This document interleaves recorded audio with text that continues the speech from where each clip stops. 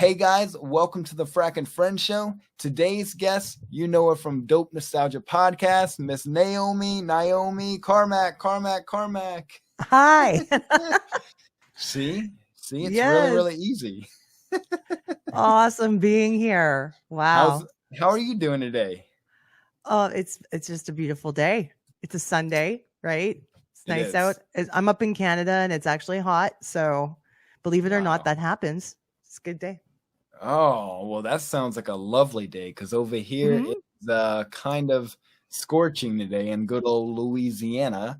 You know, I live about an hour and a half from New Orleans. So, you know, we're literally on the water. Like there's a seawall about 2 blocks away. And then the river, the Atchafalaya River. So, you know, it is not a good thing because people are like, oh, when you're next to the water, you kind of go ahead and have a break with the heat and everything. And I'm like, where? I don't know. I don't subscribe to that. I understand. I've been to many places by the water. Hot times. And they say it's cool. They say it's cooler though, but you know, I just don't agree with it. That's right. You would know. So I want to go ahead and first start off with this episode saying like, welcome to the show. Thank you. This is the Frack and Friends show. It's literally myself and my friends, which, you know, today and forevermore, you know, it's like Barney, right? You will always be my friend. Yay. Which, by the way, was the inspiration of the spinoff. As you can tell, those purple characters in the background and that and the font is all about Barney and friends. You know, I was trying to figure out who they were. It's actually nobody. It's just something I've, you know, that was found on Canva. But if you look maybe to where you're looking up, you can see a perfect image of me with my hair short and my glasses. It's crazy, but I'll send you a picture and you'll say that is absolutely spot on. You know, welcome to the show. And let's go ahead and first open with an introduction about yourself. Give us an introduction, you know, tell us about yourself. Tell us about, you know, first of all, of course, let's talk about your Dope Nostalgia Podcast and the inspiration behind that with starting it up. Okay, well, I'm born and raised up here in Edmonton, Canada.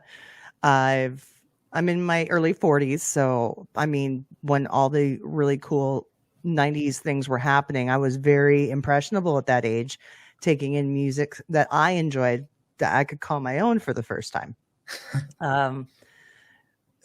Also in the last, like, ever since I was a teenager, I was a singer and a songwriter too. So I've been doing that over the years. I've had my own band for 15 years, a hard rock band called Six String Loaded. And we got to do a few cool opportunities, like go on a radio show in New York City about 6 years ago. And it was fun.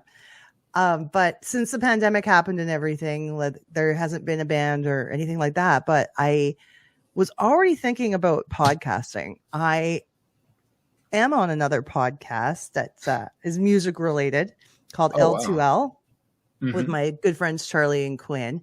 And I was starting to have real fun with it because at first I was really nervous about talking on the mic. I was afraid of it.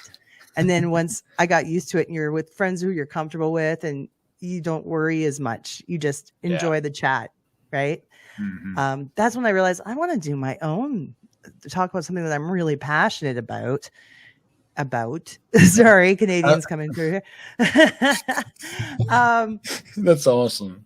And so I was like, well, wouldn't it be cool to do a show about at first I wanted it to be a Where Are They Now? Like focused on one-hit wonders from the 90s. Whoa. That was the original idea. And then I realized, I'm like, no, I want it to encompass a broader audience and broader idea. So this was before COVID was even a known thing. I had started sowing the seeds and putting it together that I was going to create this show. And I had already started recording it. And then COVID hit. So luckily I already had everything in place. I had, you know, all the equipment I needed. And I was like, the show's just going to be me talking with friends about artists. But then I realized, what would happen if I actually reached out to the artists and see what they would actually respond? Well, the timing being that everyone was at home because nobody can tour. Yeah. Right. It was a lot simpler to approach people.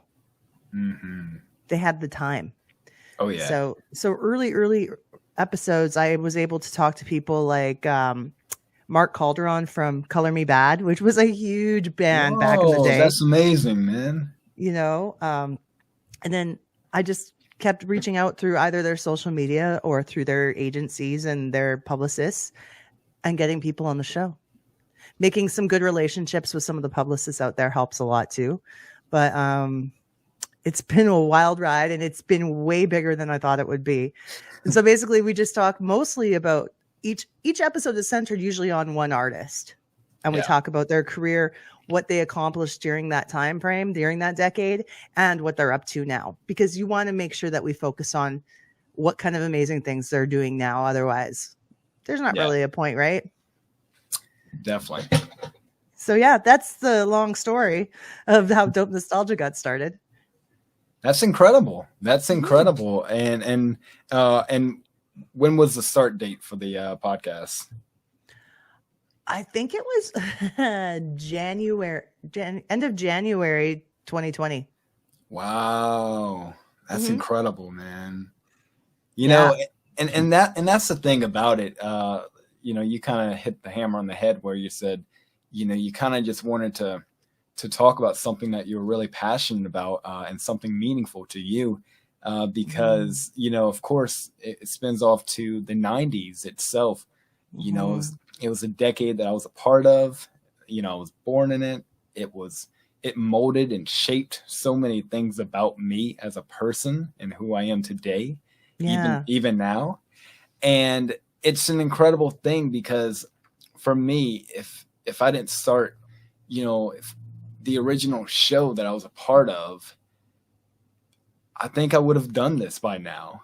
Like, I think I would have created what this is now because it's just incredible with the audience we have on the internet and with all the fans and people that I've gotten to meet these last, you know, 2+ years. It's been a wild ride, and that includes celebrities as well, because I've had my fair share of a lot of those guys and girls, and wow, would have never thought, you know, to think about how much you've accomplished, and you didn't even think it would be. And it, honestly, too, it kind of helped the last 2 years, didn't it? Like, it kind of gave you something positive. It was therapy. Very much so. Yeah. I felt in some ways I almost reverted back into my childhood to a degree, remembering all those happy times and such. But I'm not concerned about it because it's brought me a lot of new friendships along the way. And it's just been a fantastic experience, and it keeps growing. So, yeah. And that's the beauty of it. You know, I always tell people, do something you love. And when it comes down to this podcast, and as well as yours as well, it's just our passion. It's something we love, and it's meaningful in so many ways. And I can say, you know, I've never thought about stopping. This is just a fun ride. I always tell people, this is an hour of my time in a week. You know, and every day I got to sprinkle in a little bit of social media and such, but this is an hour show of my time, an hour of my week. This is nothing. And it's just a fun hour to kind of get away, because it's not like I can go down the street and talk to someone about the 90s. Nobody wants to talk about the past. They want to talk about the political things today, the horrible things today. I want to talk about something good, something great. And that's this 100%, you know? Yeah. And then the other thing too, is like a lot of people in my life, are a bit younger than me. I work in a restaurant. I work with a lot of younger people, and I have a lot of younger friends and friends as kids and stuff. And they don't know what I'm talking about. Wow. You know, like they have no idea who these artists are that I'm talking about sometimes. So that's a little bit like, I get it. It makes sense. Of course, like I don't know about half of the people that came out in the 60s, right? It totally makes sense when you think about it.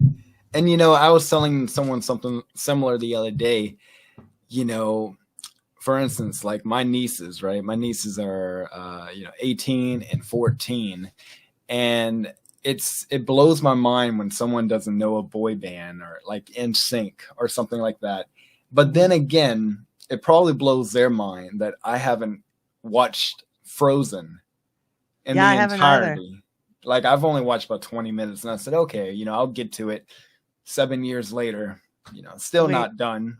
I'm lying. I think I watched it once. The whole Yes. thing?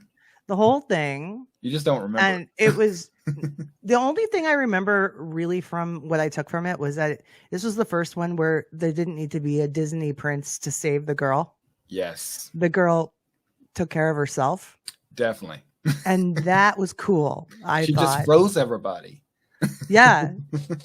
Right. You know, it's crazy, isn't it, though? Like with that idea of how we think about that, like all these young kids don't know who Frankie Valli is, or, you know, Brad Fischetti, you know. Yeah. But you mentioned LFO to someone, you know, in their 20s and 30s, even 40s, I'm sure, maybe, because if you that's sing one thing. New Kids on the Block had a bunch of hits, then they're like, oh, I know what that is. Isn't that crazy, though?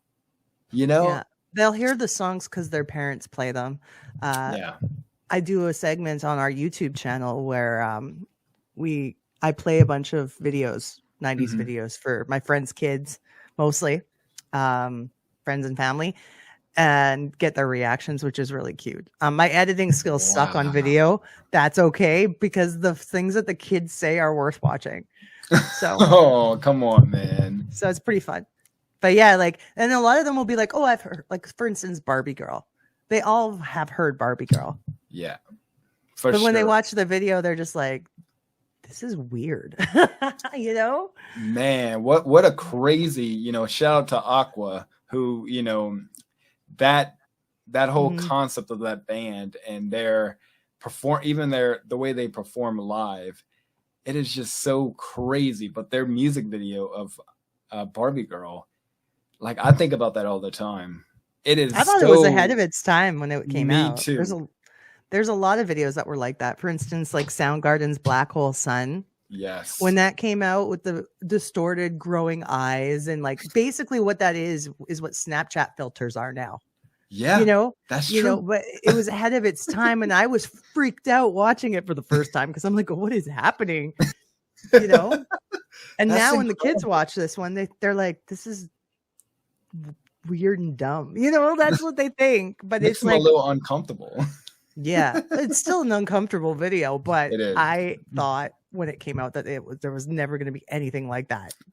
I would say it's probably one of my top favorite video. I mean, honestly, favorite songs even today. Like people, you know, I tell people all the time. Like I have this friend of mine. He's a DJ. He reached out to me, and he's like, you know, I want to start doing something different. You know, he's like, how do you think people would react to 90s music and early 2000s music being played in a club or in a club setting? And I said, they're going to go crazy, man. And he says, I just don't think they will. I said, you're talking to a 90s kid. I said, put on I Want It That Way. You'll have the entire room in your hands. Yeah. You know, just from playing a song like that, you know, or you can play, you know, something honky tonk and just, you know, you can hear their conversations louder than the music. Boot scooting boogie or I don't know. Like, you know, I live in Louisiana, so everything, we just hear nothing but honky tonk around here. Really? Okay. Well, up where I live too, this is a very countrified province because we got a lot of farm and agriculture and whatnot. So country music's pretty popular here too. And by the way, I love country music. But like for, you know, you ever heard of Swamp Pop? Mm-mm. Okay, well, don't. No, I have not. Don't bother Wikipedia. Don't bother YouTubing it. It's all terrible. But that's is all that we Florida have. Georgia line? No. Honky tonk is like, well, I was going down the bayou and I saw my mom. Like it was just, it's really, really horrible. I'll send you a song afterwards, and you could be like, yeah, no. but that's what I mean by You're honky assuming I'm tonk. going to not like this. I don't know. I'm from That's here funny. and I just can't. I can't deal with it. It's everywhere That's we fair. go. But when it comes down to music, right? Music is its own language in a lot of ways. It speaks to us very differently, especially the interpretations, right? Barbie Girl is a perfect example. From a kid to an adult, to what I hear and what I understand is two very different songs. Oh, yeah. Yeah, I didn't really interpret what it was saying when I was younger, I was like, what a fun Now song. it's like, this is dirty.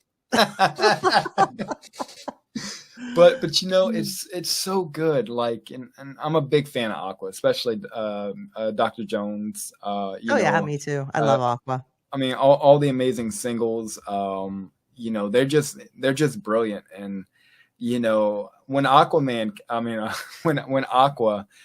released Barbie Girl, it was just so wild. I remember listening to it for the very first time, and it was just like, how is this girl singing so high, high pitched, and and then of course the video came out, and you had just a crazy ahead of its time kind of well shot music video, right? So I want to kind of go ahead and talk about, first of all, we'll start here. Music videos in general. Music videos have been around since before both of us were born. Yep. Barely in my case, barely. But before MTV, there was still music. There was still music videos happening. So I want you to kind of tell us a little bit about your experience growing up and the music videos that were just iconic to you in general as a person. Okay. Well, see, being in Canada, we didn't have MTV. We had a channel called Much Music. I don't know if it's now referred to as Much, and they don't play music videos anymore. Kind of sound familiar, right? Oh, it does. But that's before we got cable in the house. We didn't have much yet, but there were some video shows that were like locally broadcast that played some of the hottest videos coming out. I think the early videos I were getting into was like Paula Abdul and Janet Jackson. Wow. Those were my instant, like, oh my goodness, I loved watching the choreography. The girls in their beautiful outfits, and they looked powerful. Like they looked like they owned the room. And the song, so Paula and Janet really affected me in a positive way, where I was like, I want to be like that, So I mean, those two are huge icons of the time. But then, of course, I started getting into New Kids on the Block. Around that time too. That's when the trouble started, especially for my mom's bank account. Oh man. Yeah. No, I absolutely loved them and all their videos. And I kind of got into rock music a bit later. Yeah. But I was listening to a lot of like pop, R&B, New Jack Swing. So Madonna took a while to get into because it was a little more risque. Yes, definitely. Right? Definitely. And it's funny because I didn't really get into Michael Jackson until the album Dangerous, because Madonna and Michael Jackson had been really big in the 80s, but I wasn't listening to some of the music that was big in the 80s at the time because we were a Christian family and we didn't really listen to some of what was out there, and that was considered a little bit out there for us. Yeah. So it took me a while before I was able to discover my own taste in music. But that early on, I'd say Paula and Janet were like everything to me. Wow. And it kind of went into the New Kids, and then it kind of went into rock stuff. Then I started getting into Bon Jovi, huge. And I would say to this day, Yes. Bon Jovi is still my favorite band. Ooh, that's interesting, man. Come on. Yeah, and they put out some pretty epic videos themselves, and they did. But to say for videos, just to sum it up on the videos, I would say that my favorite music video of all time, still to this day, is Janet Jackson's If. Ooh, that's hard to compete with, though. Yeah, there's just so That much going on. There's a beautiful aesthetic. It's just the choreography and the song and everything about it is perfection to me. And I get a oh kick out of how there's all these TVs scattered throughout the rooms in the yeah, videos, and they're all tube TVs because it's way, way long ago. I good love old that. times, man. Wow, that's incredible. I mean, you know, believe it or not, I didn't really grow up on Janet Jackson's music as a solo artist, or anything. Mhm. Like I really, I don't know. You know, of course, I was growing up. You know, I was born in '92. So Ah, I tell people all the time, my journey to music doesn't really click in until about 96 to 97. That's when I can start telling you everything about the music I listen to. But yeah, makes sense. but oddly enough, I can say I will always forever remember seeing Straight Up, you know, Hmm. Paula Abdul's video as a young child, and that might have been when I was like 5 or 6. I just remember seeing it somewhere, because I remember a couple years ago I was going to see her with New Kids for a concert, Aha, and I yes. was like, yeah, let me go ahead and start listening to her music again. And I'm telling you, like, the memory just started flooding back of seeing her, and just ow, you know. Hmm. I mean, and what's funny is, you know, I've watched American Idol in the early years and early days, and I never ever got who Paula Abdul was until years and years after. Well, that happens for a lot of people your age and younger, Yeah. that they didn't get the chance to really appreciate how big she was. Hmm. Um, yeah, I mean, some people just thought like, oh, she's just this judge, and I hear she can dance. They don't know like her world tours were huge. Like Yeah. Paula was owning the airwaves and owning MTV, and it was a big time for her. So yeah, it's kind of Man. interesting to see how these people who are absolute monster celebrities of their day, and now you can go see them on like nostalgia tours. Isn't that crazy? It's like these people were more famous than anyone in the world at Yep. one time. Yeah. And then try to explain that to somebody who's like 18.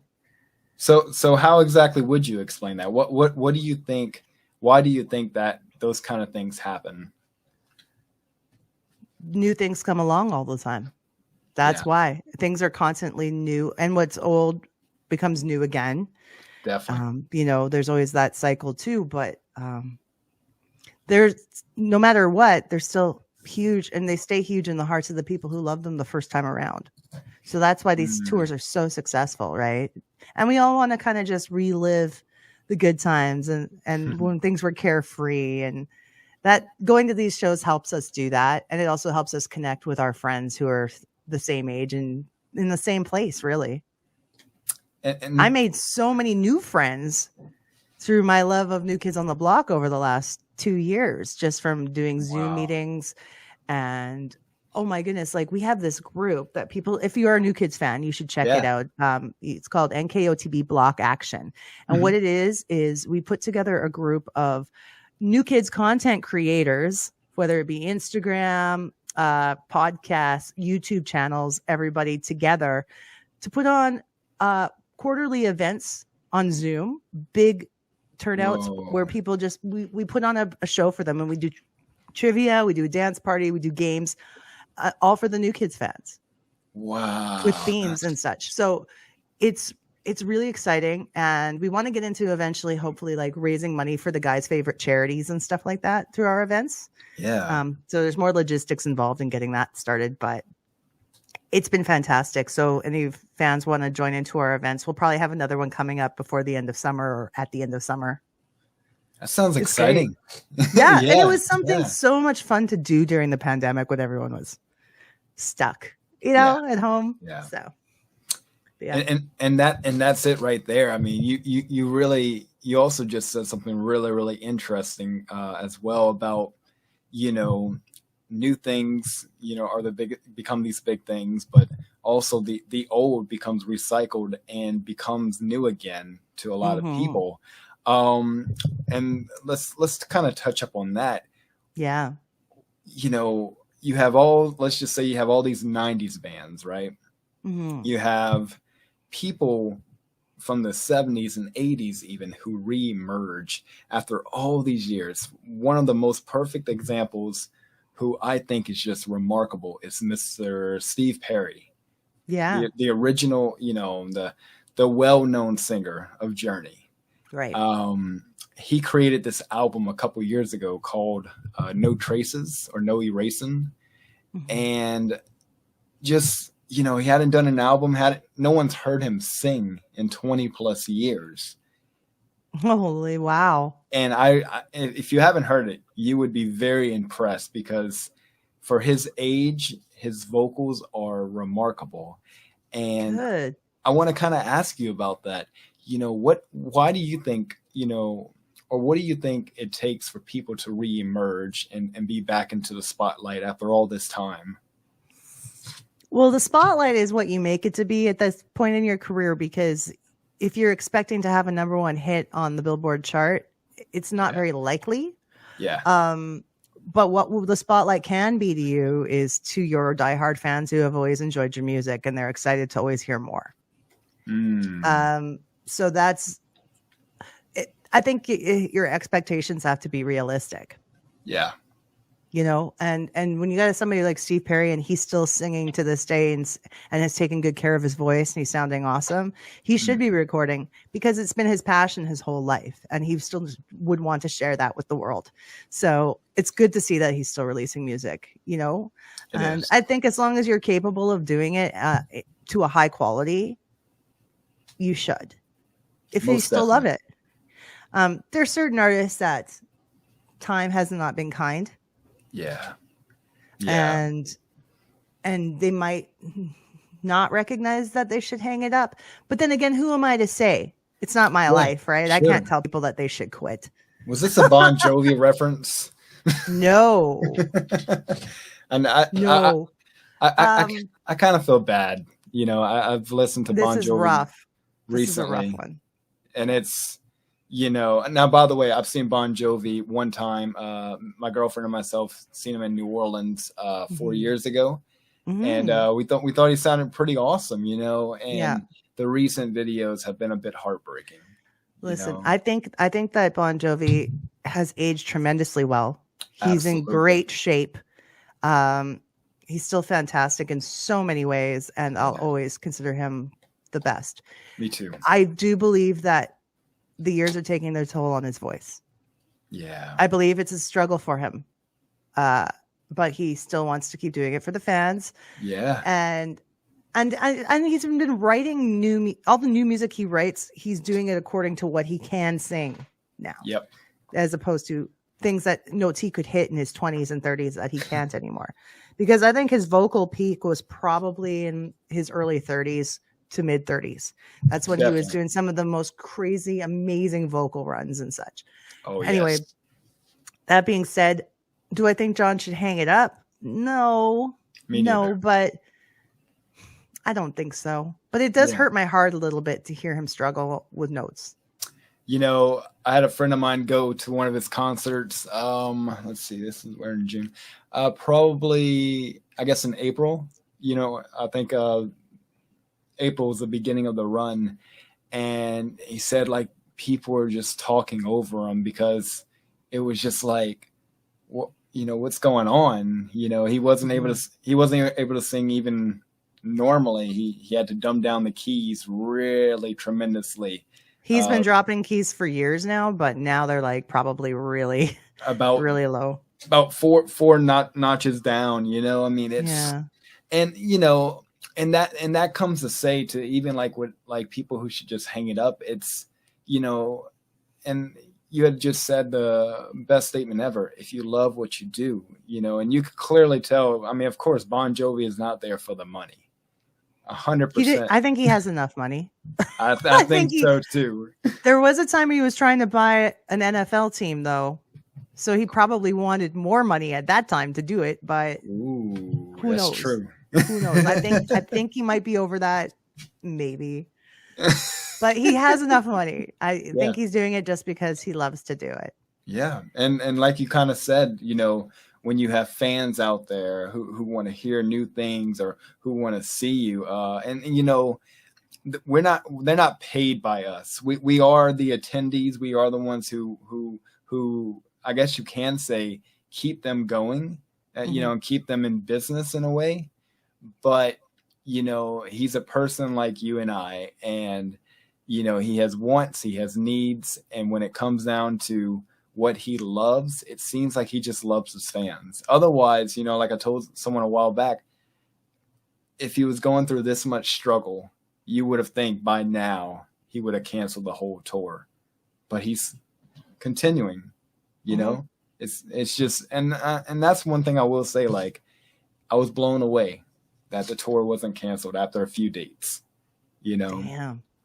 It's really, really good. I mean, and I do agree with you. There are some people who I listened to them today and I'm like, I think it's time to hang it up, Yeah. And I don't want to be negative. Yeah. Motley Crue. Friday night, high. I know. I've never been a Motley Crue fan though, so that's easy for me to make fun of Vince Neil. But oh man, I'll be seeing Motley Crue for the first time this summer because they're in a package tour with Def Leppard, Poison, and Joan Jett. So I could care less about Motley Crue. I'm gonna get drunk. I'm gonna be there, but I want to see them live to see what this is all about. It's like it feels like a science experiment to me. It's like going to see Motley Crue. It's like I've seen your YouTube videos for years, and I just have to see if this is really how it sounds in person. Yeah, I want to make my own judgment on the whole experience of what a Motley Crue show is. I want to be able to see what Motley Crue fans see. It's really, really funny because I have a friend of mine who's, I think, the biggest Motley Crue fan in the world. If I'm not mistaken, he said he saw them 57 times in his life with his wife and grown son now. They won't retire. They keep saying they're going to retire. He's met them, like, I think he said 15, 20 times in VIPs since the 80s, cool. 70s, 80s. But I like that. I mean, I do too. I think it's amazing. But even him, he recognizes, like, it's not really that great. No, nothing can ever be maintained as high as it was for quality when it was first big and all. Like you can't keep that up forever, but you can still provide a good time and a fun night for your fans. And they do. I will say that they put on a show. If anything, they really do put on a show.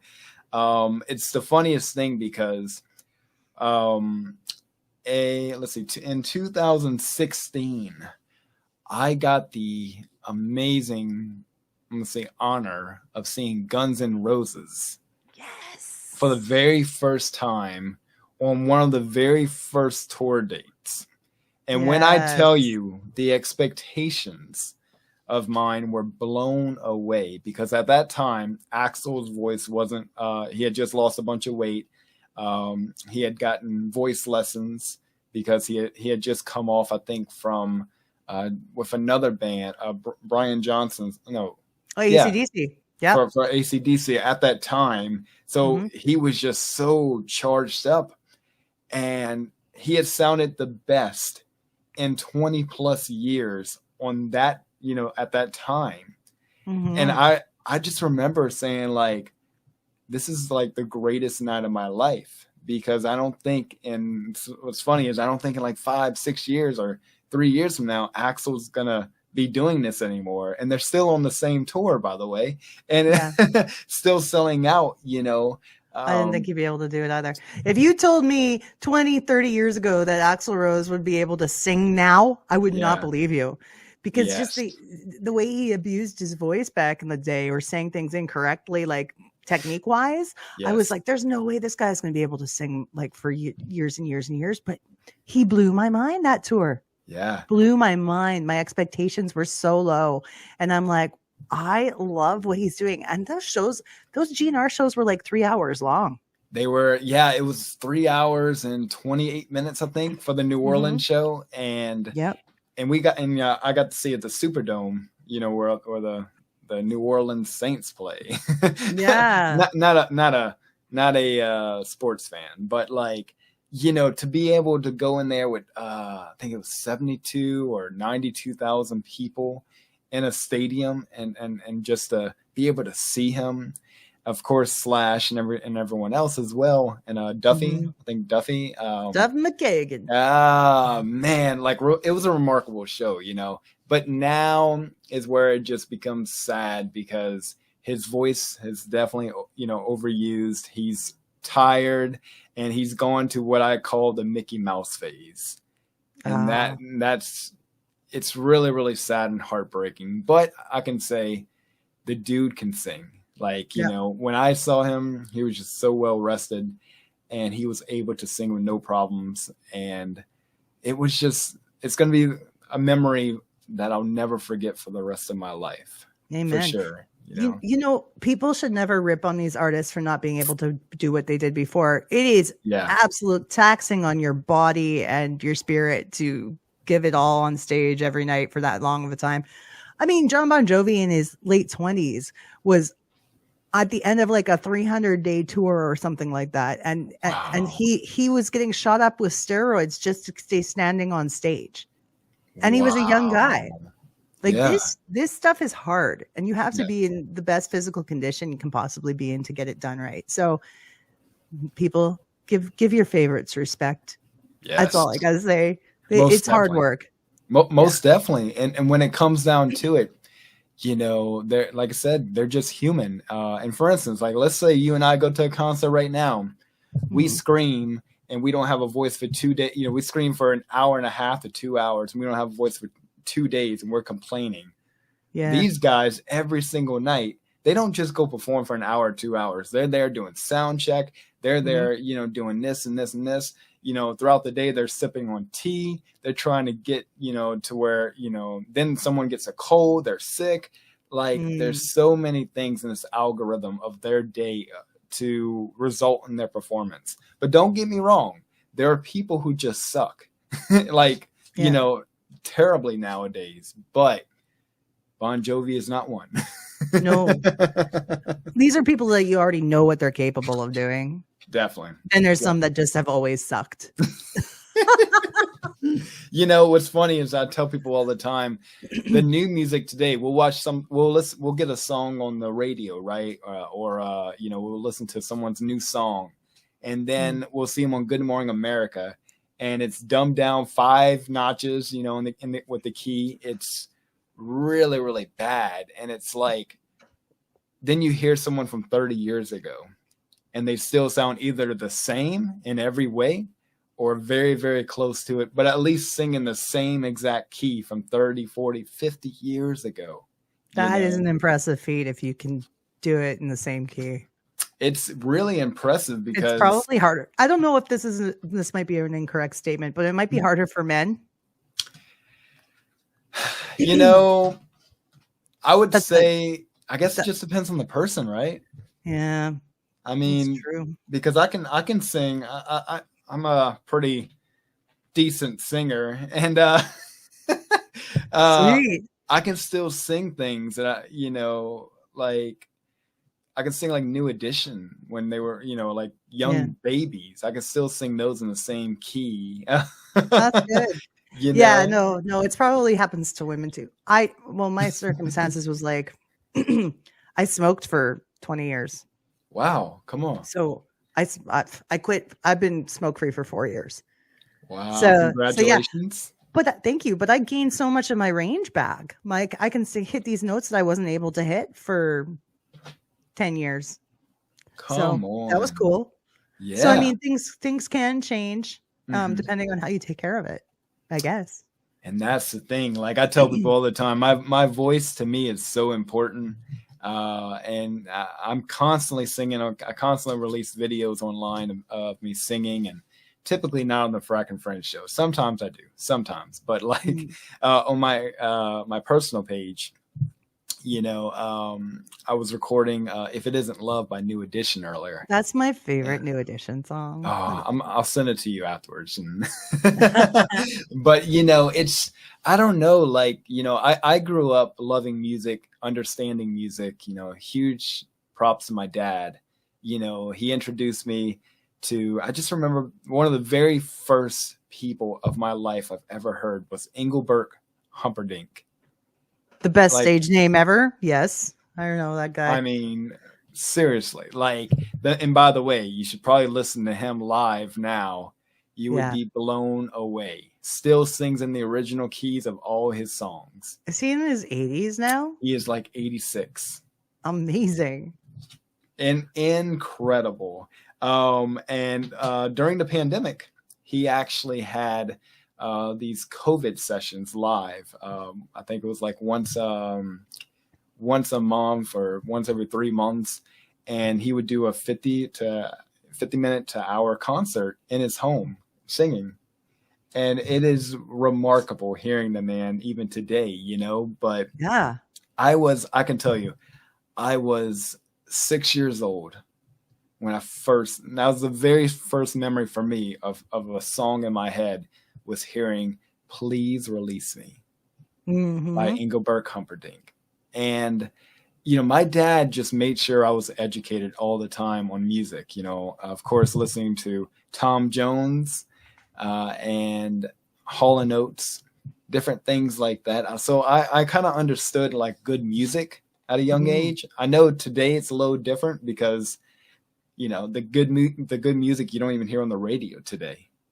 It's kind of heartbreaking in that sense, but of course we had a thing called CDs back in the day too, but yeah. But it's an incredible thing because I kind of grew up listening to boy bands. I was really, and I still am, I hate to take the title away from anybody else, but I am literally the biggest boy band guy fan of all time. I know all the words, I know all the lyrics, I know all the choreography. Yes. I mean, look, I tell people all the time, like, I don't know, like for them, for like singing wise, I've never had music lessons or anything. I just never ever, I mean, the internet was non-existent pretty much in the 90s, but I just didn't know something like that existed, especially around where I live. No one does singing lessons.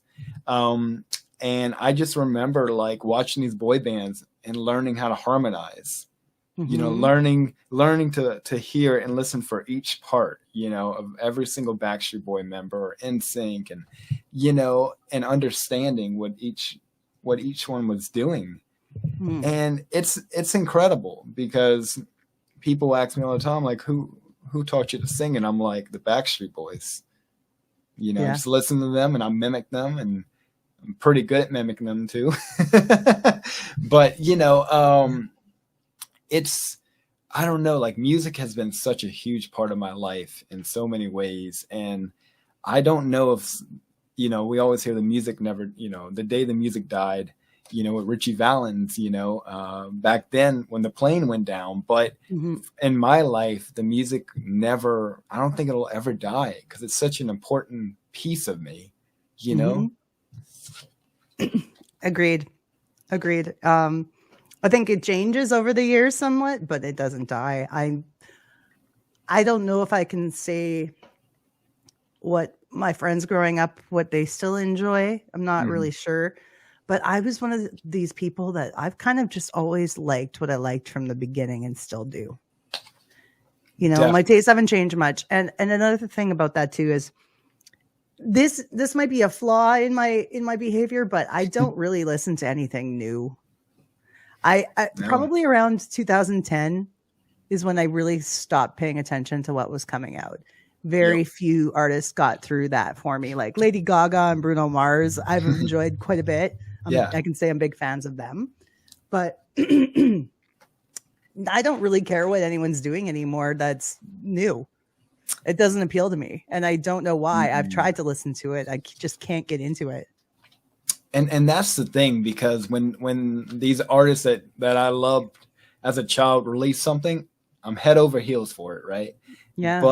But in today's world, I can say even recently, the most impressive thing in the last few years for me was Olivia Rodrigo's album.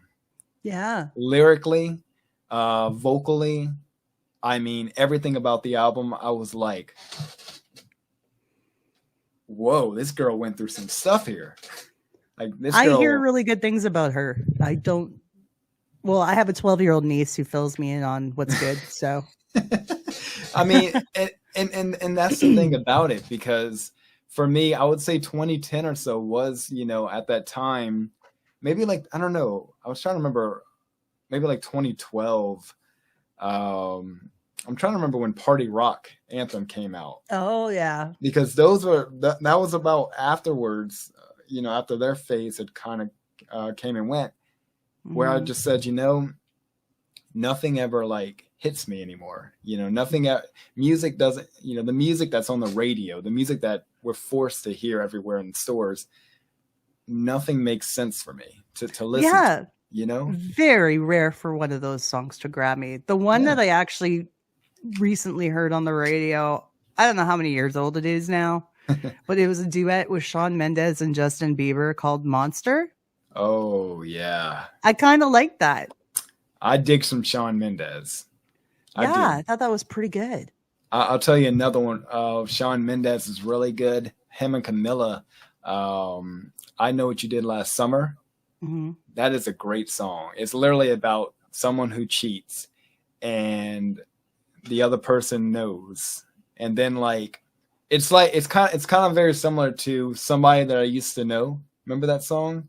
Yeah. Where it was like, oh, look what she did. Then all of a sudden the girl comes in and says, I remember all the times you screwed me over, and here's what you did to me. And it's like, oh, snaps, a two-way street, And which, by the way, I mean, it was literally a one-hit wonder, as we talked about earlier. That was literally a one-hit wonder. And that was an incredible one-hit wonder, because lyrically and, it told a story, and the music today, and I've said this probably about 4 times now, but, story-wise, besides Olivia Rodrigo's music, I was really impressed with Maroon 5's Girls Like You. I just like the song, the lyrics of it. I was kind of moved by it until Cardi B came on, and then I was like, all right, bye. You lost me.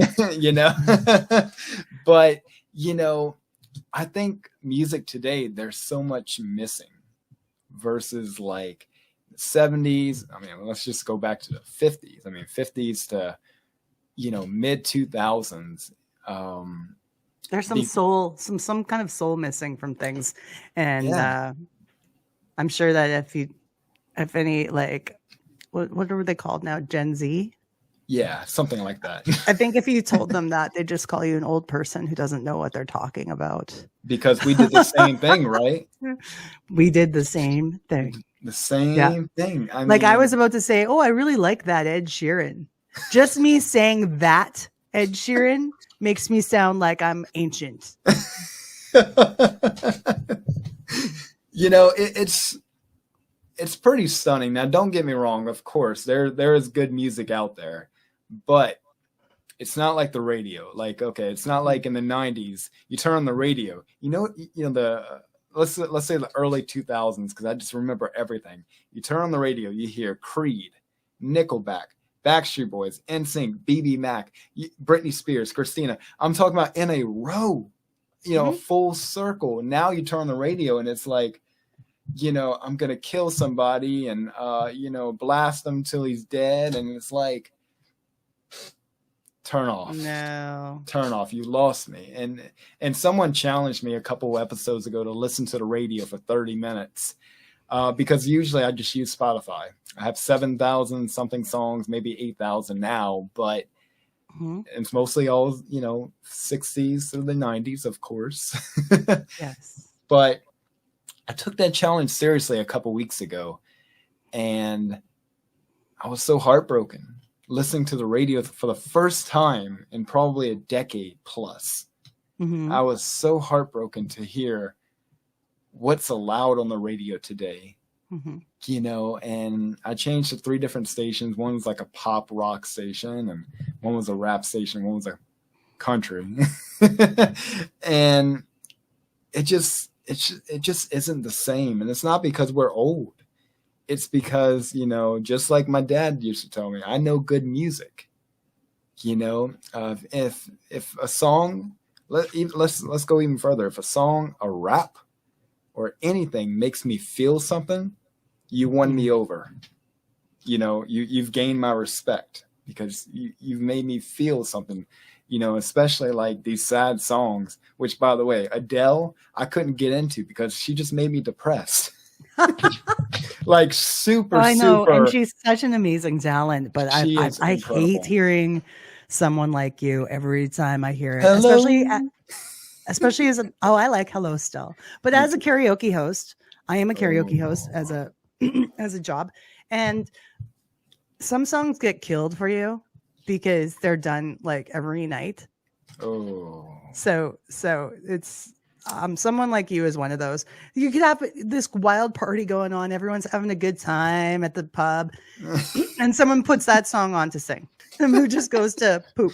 You know, like it's just it's terrible. I'm just like, trust why? me. I've been to a lot of karaoke sessions at places and restaurants or establishments, and I can tell you, I'm one of those guys who are watching these people who are like, why?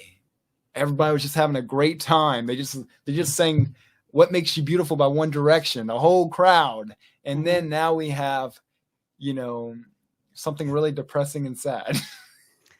The worst song to do at karaoke, and I'm telling the world this so that they understand what it's like for others to listen to, is the song that people use as a duet to pick up other people at the bar or to start a conversation with somebody. And it's the song "Picture" by Kid Rock and Sheryl Crow. Oh my goodness. It is a complete mood killer. It is sad. I don't understand why people think that's a romantic song, because it's about heartbreak. It's heartbreak. And it gets done every night. Every night. That's and awful. It's a karaoke host nightmare, that song. They hate, like, that's if you want to use a washroom break, go do it. Yeah. That is when you go. But wow. But yeah. There's my karaoke gripe for today. And you know what? Karaoke is one of my favorite things to do, which is why I literally I'm on SingSnap, you know, all the time, you know, recording karaoke covers and releasing them because it's just really, really fun. But I don't like going to a place and the selection people choose. And like I just said earlier, you do a karaoke session here locally in a establishment or something. 9 out of 10 of them are depressing country songs, and then it's me doing "Everybody Backstreet's Back." You know, it's I don't know. Like, I'm a big fan of karaoke, though. You know, it's really cool that you're a karaoke host. That's really, really awesome. No, I've been doing it on and off for 15 plus years. Wow. So yeah, it's fun and it's good money, and I keep doing it. But yeah, that's partly because I always have the need to sing. I have to. Even during that was one of the hardest things about the pandemic for me, was not being able to go out and have an outlet to sing. Because singing at home is kind of hard, especially if you have neighbors. Yeah. You know, if you want to be in like full voice, you're going to bother somebody. Oh, for sure. For sure. I get complaints all the time. So it was nice to, when karaoke came back, I was very excited. It's nice when the world started coming back, period. You know, because there was a lot of things, you know. Vicky and I, my girlfriend and myself, we would go to concerts 2 or 3 times a week before pandemic really hit, or, you know, it was, I mean, eventually it got to where the same people are coming to New Orleans, so we wouldn't go. We've already seen the show or whatever. But it's just a great option for us because we're big Broadway fans as well. You know, we've been to New York quite a lot just to see some shows, and I was there in May and got to see 7 shows in 5 days, and wow. Yeah, I just, I went to see Music Man with Hugh Jackman, and see the Harry Potter play, and seen all these different shows and plays, and those kind of things, music and Broadway, shows, those things are very, Travel. yeah. I mean, and they're important to me. Travel was a big one. So I managed to. Oh man. I just came back from my trip to Northern California for the mixtape tour. Oh. So if you haven't heard about the mixtape tour, that's New Kids on the Block, Salt and Peppa, and Vogue, and Rick Astley all together on tour. And what an experience. That's my first concert since COVID and my first experience traveling since COVID. So what a blessing. It was incredible. And the best part of the whole time was meeting up with all the friends that we'd made over the pandemic over Zoom. And these events that we put on, we all got to finally be together. There were people there from Holland, like from Amsterdam. There were people there from Australia, all over the US and Canada. It was really awesome.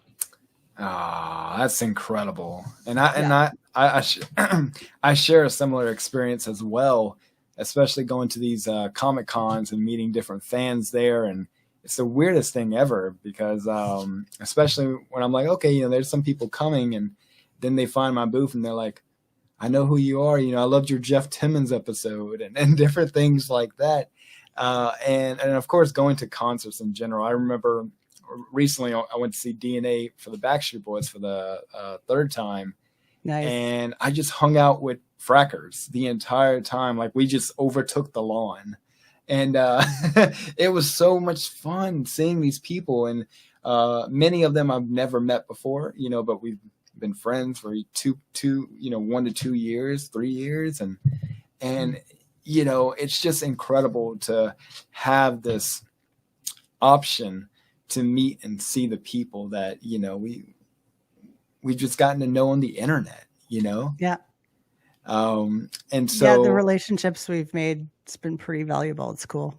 It is. It's very valuable. And I tell people all the time how much I appreciate them. I mean, I appreciate everybody watching the show, but I just appreciate, people just being in my life, So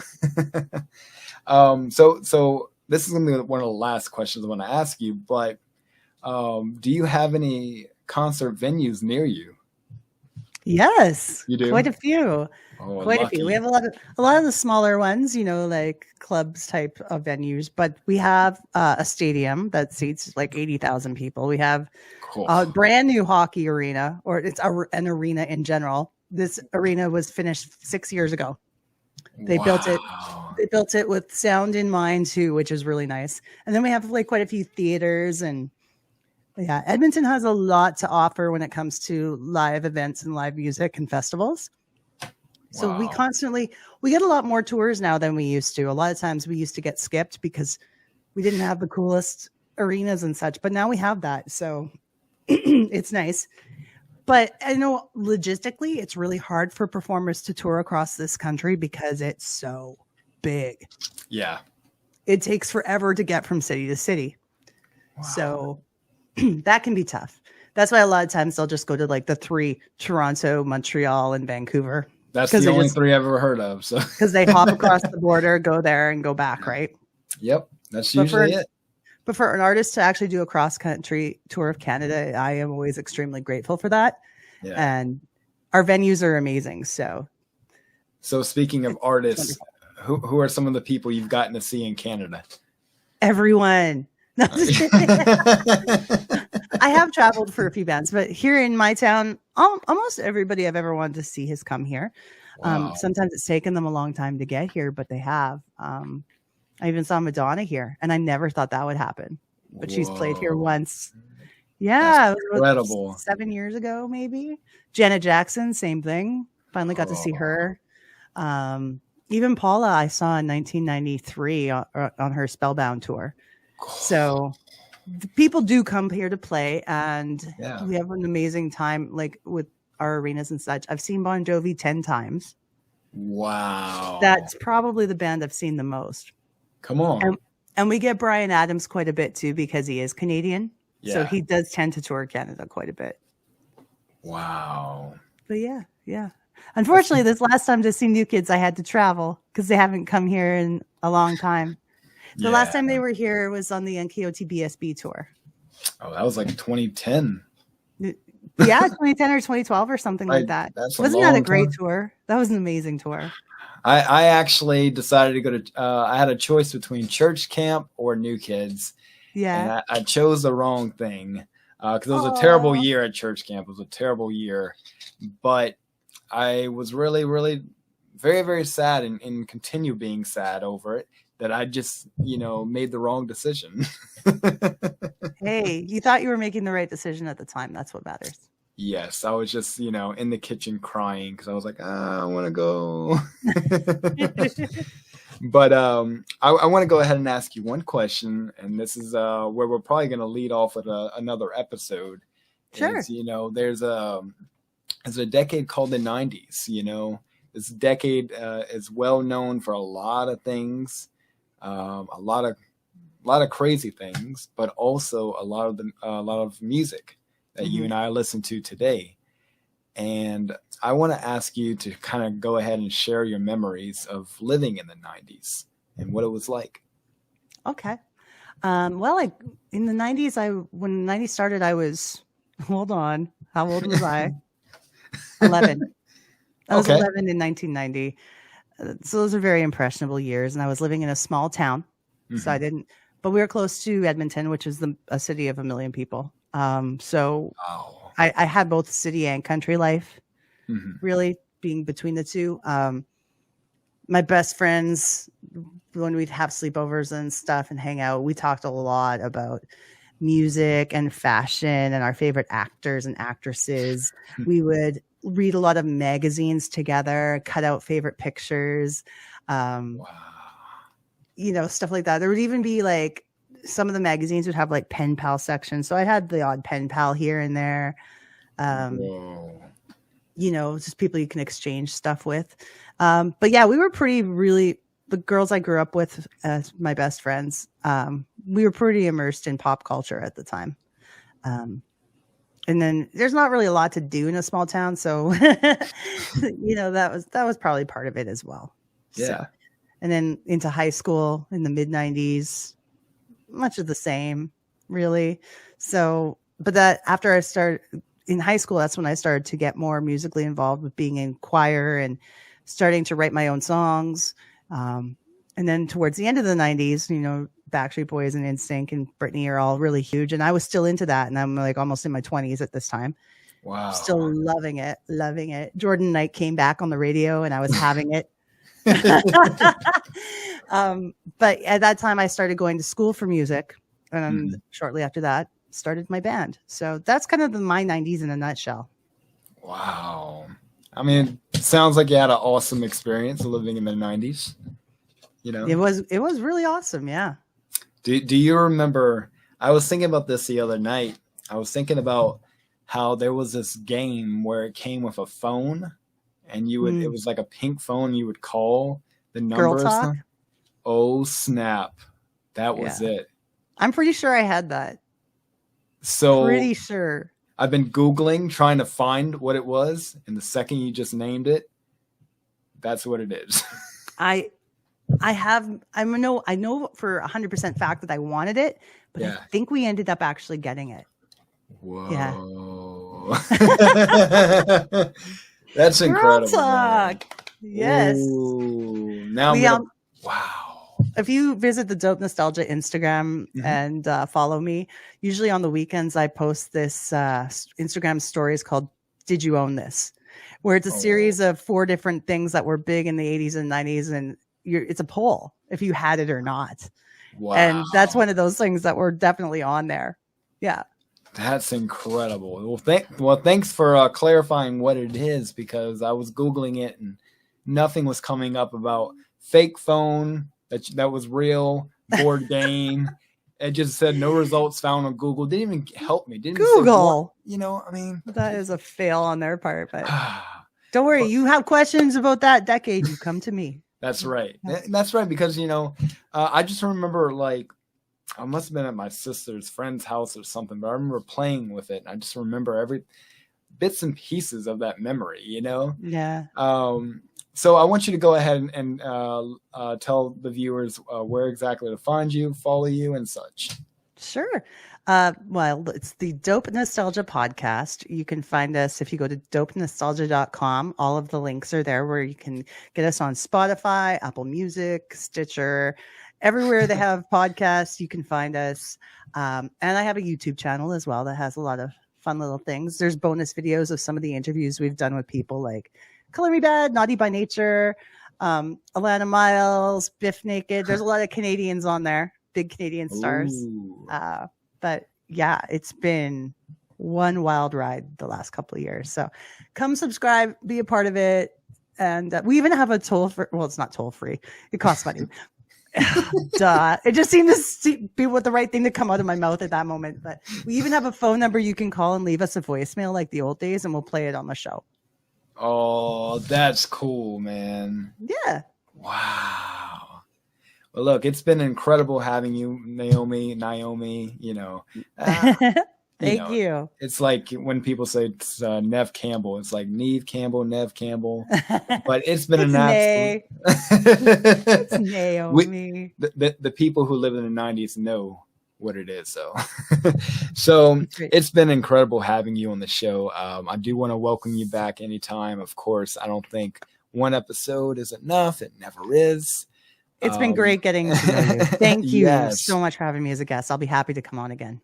Absolutely. And sure. There's, I would say, about 20, 30 episodes we might be touching some kind of surface on things to talk about. But I tell people all the time, 1 episode, 2 episodes, 5 episodes, it's never enough, you know. But thank you so much for coming on the show. You guys check out Dope Nostalgia Podcast and go ahead and subscribe, follow all the pages, all the socials. And this is the Frack and Friends show. And you guys have a great day and a great week. We'll see you later. Bye. Woo!